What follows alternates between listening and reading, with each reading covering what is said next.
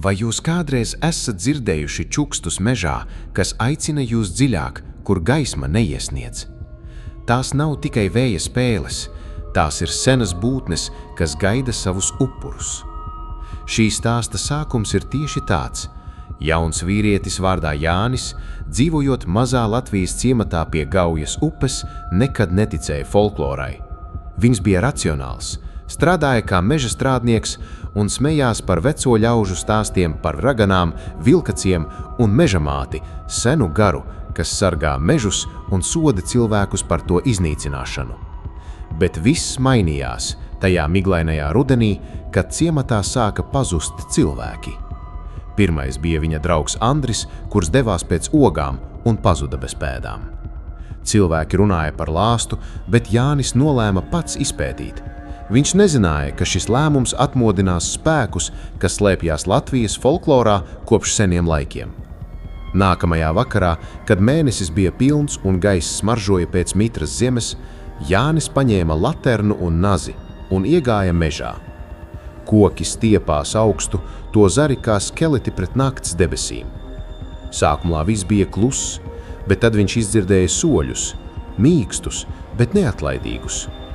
Viņš pagriezās, bet tur nekā nebija. Tad čuksti: Jāni, nāc tuvāk. Balss bija sievietes, bet augsta kā ziemas vējš. Viņas sirds sāka sisties straujāk, bet ziņkāre bija spēcīgāka. Viņš turpināja iet dziļāk, nezinot, ka tas ir ceļš uz viņa paša murgu. Pēkšņi priekšā parādījās vecs ozols, apaudzis ar sūnām un pie tā saknēm akmens ar senām rūnām, kas spīdēja dīvainā gaismā. Tas bija altāris, veltīts mežamātei, raganai no folkloras, kura varēja pārvērsties par jebkuru dzīvnieku un kontrolēt pašus kokus. Jānis pieskārās akmenim, sajūtot siltumu, kas izplatījās pa viņa ķermeni. Tajā brīdī mežs atdzīvojās, lapas sāka čaukstēt kā smiekli un ēnas kustējās kā dzīvas būtnes.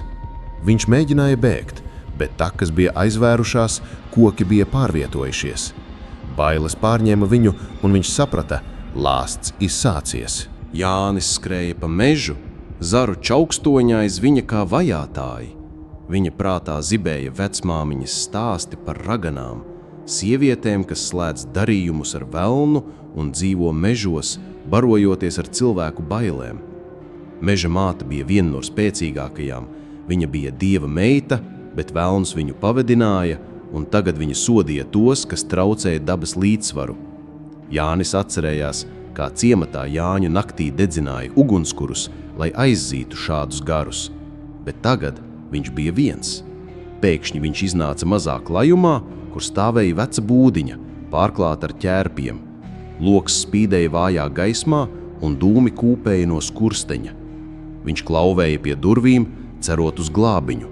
Durvis atvērās ar čīkštoņu, un iekšā sēdēja vecs vīrs ar garu, baltu bārdu un acīm, kas šķita redzējušas gadsimtus. Ko tu dari dziļi mežā, zēn? Vīrs jautāja, balss kā sausa lapu čaukstoņa. Jānis pastāstīja par akmeni un čukstiem. Vecais vīrs nopūtās. Tu esi pieskāries aizliegtajam. Meža māte ir modies. Viņa ir ragana no mūsu senajām pasakām, kas sargā mežu. Tagad lāsts vajās tevi. Tu sāksi mainīties pilnmēnes naktīs, kļūstot par vilkaci. Viņš deva Jānim sudraba ķēdi ar rūnu, kas it kā aizsargā pret ļaunajiem gariem. Ej uz upi un nomazgā seju mēnesgaismā, citādi tu zaudēsi savu cilvēcību. Jānis izskrēja ārā, bet ārā sāka gausties vilki. Tas bija vilku bars, vadīts ar kaut ko lielāku. Viņš skrēja uz Gauju, dzirdot soļus aiz sevis. Pie upes viņš ieraudzīja savu atspulgu ūdenī. Acis bija dzeltenas kā vilkam. Bailes pārņēma viņu, bet viņš nomazgāja seju, sajūtot augstumu, kas izplatījās pa ķermeni. Pēkšņi no ūdens iznāca figūras. Tās bija ūdens niksas, gari no folkloras, kas vilina cilvēkus dziļumā ar dziesmām. Nāc pie mums, Jāni, te ir miers no lāsta, tās čukstēja. Viņš mēģināja pretoties, bet kājas sāka slīdēt. Sudraba ķēde spīdēja un gari pazuda, bet no krūmiem iznāca ragana pati, veca sieviete ar garām matiem un acīm kā bedres. Tu nevari aizbēgt no manis, viņa teica, un mežs sāka aizvērties ap viņu. Ragana stāvēja tur. Viņas ēna stiepās garāka nekā koki. Viņa smaidīja, atklājot asus zobus, un sāka stāstīt savu stāstu. Senajos laikos es biju jauna meitene, kas mīlēja mežu, bet velnas nāca kā skaists vīrs un piedāvāja spēku. Tagad es esmu meža māte, un tu esi traucējis manu mieru. Jānis atcerējās folkloru par velnu, būtnēm ar ragiem, kas apmāna cilvēkus un slēdz darījumus. Viņš pacēla sudraba ķēdi, un ragana atkāpās, bet ne uz ilgu. Viņa pacēla roku, un zeme sāka trīcēt. No saknēm iznāca sakņu rokas, kas centās viņu satvert. Jānis skrēja atpakaļ uz ciemu, zaru plīkšķēdamiem aiz viņa. Ciemats bija kluss, bet loks viņa mājā spīdēja. Viņš iegāja iekšā, un tur sēdēja viņa māte, bet kaut kas nebija kārtībā. Viņas acis bija melnas. Mamma, viņš sauca, bet viņa pagriezās un teica raganas balsī: Tu piederi man tagad. Tas bija ilūzija. Raganas varēja mainīt izskatu, kā stāstīts pasakās. Jānis izskrēja ārā un savāca malku, aizdedzinot uguni ciema centrā, kā Jāņu rituālos. Liesmas pacēlās, aizdzīdamas ēnas, bet no meža iznāca vilku bars. To acis spīdēja, un priekšgalā bija Andris, pārvērsts par vilkaci. Pievienojies mums, brāli, tas rūca.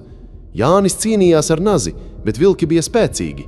Viņš lūdza palīdzību no Laimas, likteņa dievietes no folkloras, kas sargā cilvēkus.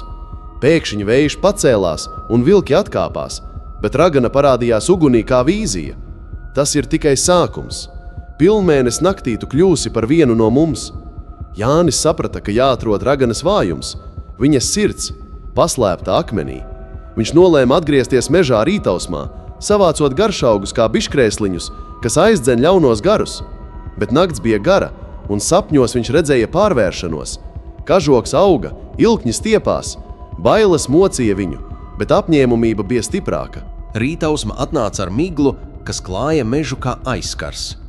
Jānis atgriezās pie akmens, rokās turēdams garšaugus un sudraba nāzi.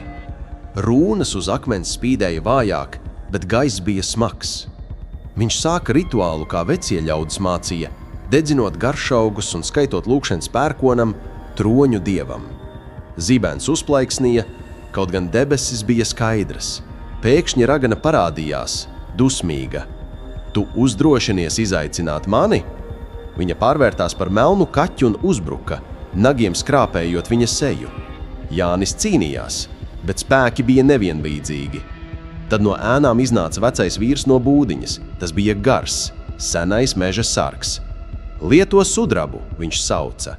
Jānis iedūra nazi raganai un viņa kliedza, ķermenis izšķīstot dūmos, bet lāsts nepazuda. Tas pārgāja uz Jāni. Viņš sajuta pārmaiņas, āda dedzināja, kauli lauzās. Viņš kļuva par vilkaci, gaudojot mēnesī. Tagad viņš klaņoja mežā, medījot, bet atmiņas par cilvēka dzīvi mocīja viņu. Viņš atgriezās ciematā naktīs, redzot cilvēkus caur logiem, bet nevarēja iet tuvāk. Viņa māte raudāja, meklējot dēlu. Vienu nakti viņš satika Annu, savu mīļoto no ciema. Viņa nebija nobijusies. Es zinu folkloru, Jāni, ir veids, kā salauzt lāstu ar patiesu mīlestību un upuri. Viņi satikās slepeni, plānojot rituālu pie upes. Bet ragana nebija mirusi. Viņa atzina kā ēna, sūtot garus pret viņiem. Niksas vilināja Anna ūdenī, bet Jānis viņu izglāba. Cīņa turpinājās, un Jānis saprata, ka upuris ir viņa brīvība. Pilnmēneses naktī Jānis un Anna devās uz seno templi meža dziļumā, vietu, kur senie latvieši lūdza dievus. Tur bija altāris ar dieva un laimas simboliem. Anna turēja krustu, un Jānis sāka rituālu, upurējot savu asinis uz akmens. Ragana parādījās atkal, izsauca vētru. Jūs neuzvarēsiet. Zibenstrāpa, pērkonis palīdzēja. Jānis satvēra raganas sirdi, tā bija melna pērla akmenī, un sasita to. Ragana izzuda mūžīgi, bet lāsts atstāja rētas. Jānis atgriezās cilvēka veidolā, bet naktīs juta vilkaci sevī. Viņi aprecējās, bet ciematā sāka jaunas leģendas. Gadi pagāja, un Jāņa dēls sāka dzirdēt čukstus. Lāsts bija pārgājis uz nākamo paudzi. Jānis mācīja viņam folkloru, brīdinot par meža briesmām. Bet velns parādījās sapņos, piedāvājot spēku. Jānis atteicās, un galīgā cīņa sākās ar visiem gariem iesaistītiem. Pērkons, Laima un Dievs palīdzēja uzvarēt velnu. Ciems dzīvoja mierā, bet mežs joprojām čukstēja, netraucē mūs. Stāsts beidzās ar cerību, bet brīdinājumu. Folklora ir dzīva, un bailes ir tās spēks. Pēc uzvaras Jānis kļuva par ciema stāstnieku, daloties leģendās, lai citi nebūtu tik naivi kā viņš, bet dziļi sirdī viņš zināja, mežs nekad neaizmirst. Katru pilnmēnesi viņš dzirdēja gaudošanu, atgādinot par pagātni. Anna dzemdēja dēlu, kuru nosauca par Mārtiņu, un viņš auga, klausoties tēva stāstos. Bet, kad Mārtiņš sasniedza Jāņa vecumu, čuksti atgriezās. Viņš devās mežā, atraidot brīdinājumus, un atrada jaunu akmeni, raganas meitas altāri. Cikls atkārtojās, bet šoreiz ar jaunu tvistu. Mārtiņš atrada spēku mīlestībā pret dabu, nevis cīņā. Viņš kļuva par meža sargu, nevis upuri. Stāsts māca: cieniet folkloru, jo tas ir mūsu saknes, un bailes ir tikai sākums izpratnei. Bet vai tas tiešām ir beigas? Mežs gaida nākamo.